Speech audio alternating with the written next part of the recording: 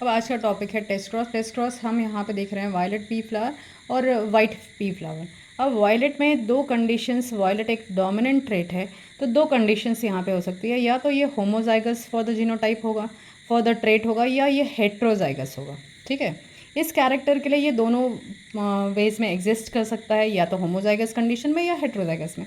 लेकिन white P flower जो है वो हमेशा होमोजाइगस रिसेसिव कंडीशन में होता है।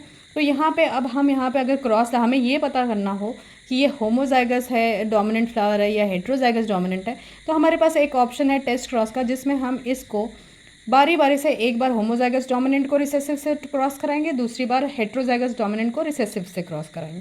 तो अब जैसे केस 1 आया हमारा, केस 1 में हम क्या ले रहे हैं, होमोजाइगस डोमिनेंट वायलेट को हम ले क्रॉस करा रहे हैं होमोजाइगस रिसेसिव वाइट के साथ। अब यहाँ पे गैमीट क्या आएगा, क्योंकि दोनों सेम है तो यहाँ पे कैपिटल W आएगा और यहाँ पे स्मॉल w आएगा। दोनों का अगर फ्यूजन कराना है तो हमें ऑफस्प्रिंग्स प्रिडिक्ट करने पड़ेंगे। ऑफस्प्रिंग प्रिडिक्ट करने के लिए हम बनाते हैं प्यूनेट स्क्वायर। एक साइड हम डालते हैं यहाँ पे इस फ्लावर के गैमीट्स, जो कि हो गए कैपिटल W। इस गैमीट को आप 2 बार W लिख सकते हो, या सिर्फ एक लिख रहे हैं, या यहाँ पे हम 2 बार लिखेंगे इस कैपिटल। इस फ्लावर के गैमीट्स हम यहाँ लिख रहे हैं स्मॉल w।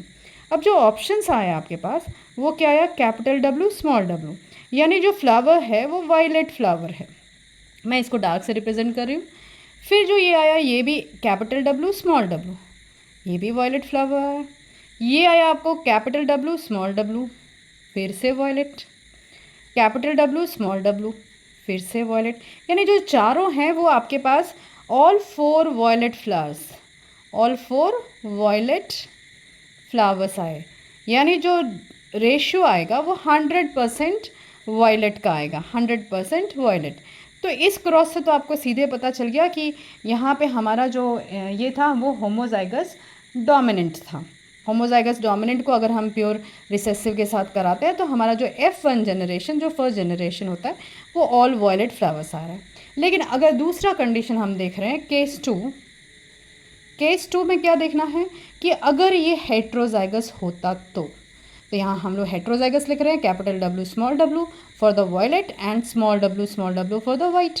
अब यहाँ पे आपको गैमीट्स क्या मिल रहे हैं, एक कैपिटल और एक स्मॉल। यहाँ के दोनों ही गैमीट्स स्मॉल हैं। अब इसका फिर से हम बनाते हैं प्यूनेट स्क्वायर। प्यूनेट स्क्वायर बनाने से एक साइड हम इसके गैमीट्स को डालेंगे कैपिटल W स्मॉल w, दूसरे साइड हम इसके गैमीट्स को डालेंगे स्मॉल w। अब पहला इन दोनों को लेके देखो, कैपिटल W स्मॉल w यानी वायलेट, ये दोनों स्मॉल w यानी कि white, capital W small w violet, small w white. तो आपके पास रेशियो क्या आ रहा है, 50%, यानी half of the flowers are violet, तो 50% वायलेट फ्लावर्स, और बाकी के जो 50% वो आए वो क्या आया, वाइट फ्लावर।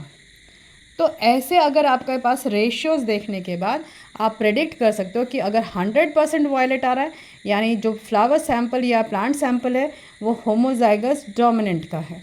लेकिन अगर आपके पास रेशियो 50% आ रहा है, 50 वायलेट 50 वाइट, तो ये होमोजाइगस हेट्रोजाइगस फ्लावर है।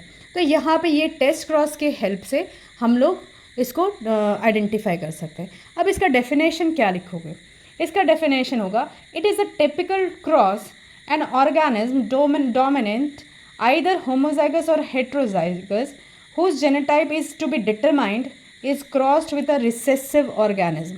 सो एक बार फिर से सुनो, in a typical cross when an organism either homozygous or heterozygous for the genotype is crossed with a recessive plant or recessive organism, then the offsprings obtained are in the ratio for homozygous 100% dominant trait will come, for the heterozygous character 50% dominant, 50% recessive will be seen. So ये हो गया आपका definition. और कोई topic आप अगर जानना चाहते हो तो प्लीज़ कमेंट करके बताओ।